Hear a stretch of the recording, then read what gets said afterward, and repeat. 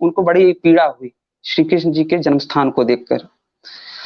तो इसके 3 वर्ष के बाद 1943 में उद्योगपति जुगल किशोर बिड़ला मथुरा आए, वहीं टाटा बिड़ला वाले बिड़ला जी, ठीक है, जुगल किशोर बिड़ला मथुरा आए और वे भी श्री कृष्ण जन्मभूमि की दुर्दशा देखकर दुखी हुए। और इसी दौरान मालवीय जी ने जुगल किशोर जी बिड़ला से, अब आ जाते हैं अंग्रेज लोग और यहाँ पे हस्तक्षेप होता है अंग्रेजों का। तो अंग्रेजों के शासनकाल में 1815 में यहाँ की जो 13.37 एकड़ जमीन की नीलामी कराई गई, इसे बनारस के राजा पटनीमल ने खरीद लिया। ठीक है, अंग्रेजों ने उस जगह की नीलामी कराई और उस जगह को राजा पटनीमल ने खरीद लिया, इंक्लूडेड टू मस्जिद। वहां पे वो मस्जिद की जमीन भी उसी 13 एकड़ में सम्मिलित थी। ठीक है, अब उसके बाद वर्ष 1940 में यहाँ पंडित मदन मोहन मालवीय आए, उनको बड़ी पीड़ा हुई श्री कृष्ण जी के जन्म स्थान को देखकर। तो इसके 3 वर्ष के बाद 1943 में उद्योगपति जुगल किशोर बिड़ला मथुरा आए, वहीं टाटा बिड़ला वाले बिड़ला जी, ठीक है, जुगल किशोर बिड़ला मथुरा आए और वे भी श्री कृष्ण जन्मभूमि की दुर्दशा देखकर दुखी हुए।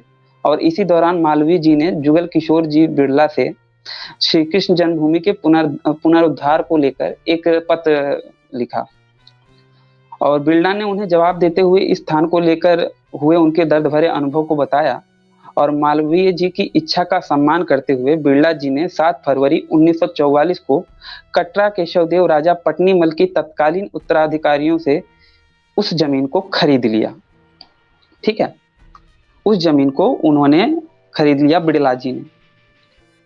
अब इससे पहले कि वो कुछ कर पाते, मालवीय जी का देहांत हो गया। उनकी अंतिम इच्छा के अनुसार बिड़ला जी ने 21 फरवरी 1951 को श्री कृष्ण जन्मभूमि ट्रस्ट की स्थापना करी। ठीक है, तो श्री कृष्ण जन्मभूमि ट्रस्ट की स्थापना करने वाले वही उद्योगपति हैं जिनको के वामपंथी हमेशा जलते रहते हैं, या फिर जो कम्युनिस्ट हैं वो हमेशा जलते रहते हैं। उन्होंने ही श्री कृष्ण जन्मभूमि ट्रस्ट की स्थापना करी थी। अब ट्रस्ट की स्थापना से पहले ही यहाँ रहने वाले कुछ मुसलमानों ने 1945 में इलाहाबाद हाई कोर्ट में एक रिट दाखिल की। इसका फैसला 1953 में आया। ठीक है, और ट्रस्ट ने 1964 में पूरी जमीन को नियंत्रण के लिए सिविल केस दाखिल किया कि भैया हमें पूरी जमीन मिलनी चाहिए।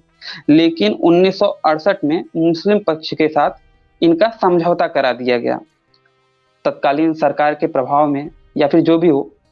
हालांकि जो मंदिर ट्रस्ट वाले थे वो लोग चाहते थे कि भैया पूरा जमीन हमको मिले, लेकिन उसी में मुस्लिम पक्ष भी आ गए थे और सरकार थी कांग्रेस की। तो कांग्रेस की सरकार आप जानते हैं कि हमेशा से प्रो मुस्लिम रही है। तो उन्होंने मुसलमानों को खुश करने के लिए हिंदुओं पर ये दबाव बनाया।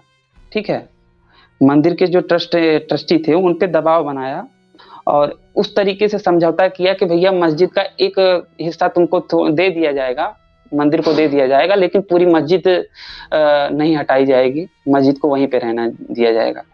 जबकि राजा पटनीमल जो बनारस के राजा थे, उन्होंने पूरा जो 13.37 एकड़ जो जमीन थी उसमें जब उन्होंने लिया था और जिसे वो बिड़ला जी ने खरीदा था, उसमें मस्जिद की जगह भी इंक्लूड थी। ठीक है, बाद में यह निर्माण 1982 में जाकर पूरा हुआ। ठीक है, जब ये सब चीजें हो गया, समझौता हो गया, वो लोग भी कमजोर थे भाई, क्योंकि उनका सुनने वाला तो कोई था नहीं हिंदू पक्ष वालों का। उनको लगा कि भैया ज्यादा वो करेंगे तो उससे भी हाथ धो बैठेंगे और कई सारी चीजें हो सकती थी, और सरकार के दबाव में आकर उन्होंने ऐसा कर दिया।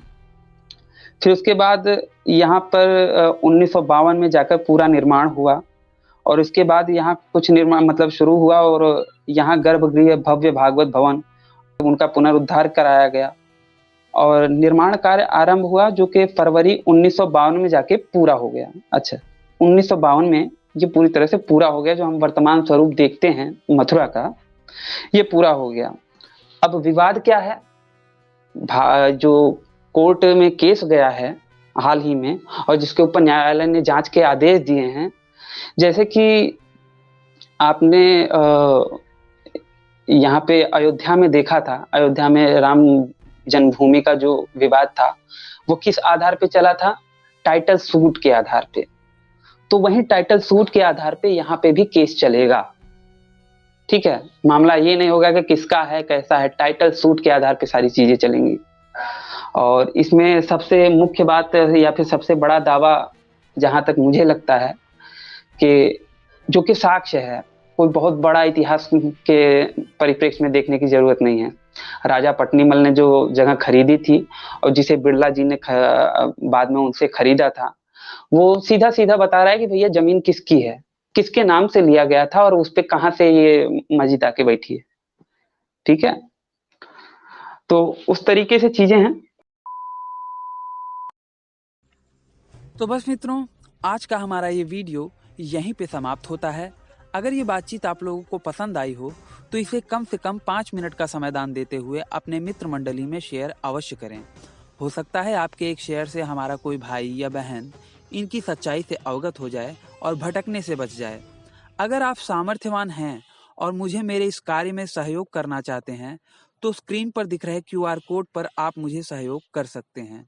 और अंत में चलते चलते आपसे यही निवेदन करना चाहूँगा कि देखिए, बाकियों के लिए तो जन्नत और जहन्नुम है, परंतु आपको पुनः इसी धरती पर आना है। तो इस धरती माँ की रक्षा के लिए अपने जीवन काल में प्रतिवर्ष एक पेड़ अवश्य लगाएं। इस वीडियो को अंत तक देखने के लिए आप सबका बहुत बहुत धन्यवाद। नमस्ते जी, जय श्री राम, हर हर महादेव, जय माँ भारती। के ऊपर पैर रख के वहां पे जा रहे हैं, समझ रहे हैं बात को? ये कुछ उसी प्रकार का भाव है, और वो उस भाव को गलत, जिस तरीके से आप उसे गलत नहीं समझ रहे हैं ना, आपको लगता है कि ये बहुत ही धार्मिक कार्य है, भले ही दुनिया कुछ भी समझे, दुनिया के सामने हमें कुछ भी झूठ बोलना पड़े, लेकिन हम ये मानते हैं कि ये बहुत अच्छा है। उसी तरीके से वो भी यही चीज सोच रहे हैं। Correct correct, 100%। ये पॉइंट मैंने सोचा नहीं, आप बरोबर बोले, करेक्ट। तो ये इस तरीके से चीजें हैं, भाईचारा इनके लिए केवल एक टूल किट है। ठीक है, यूज करने के लिए है ये लोग।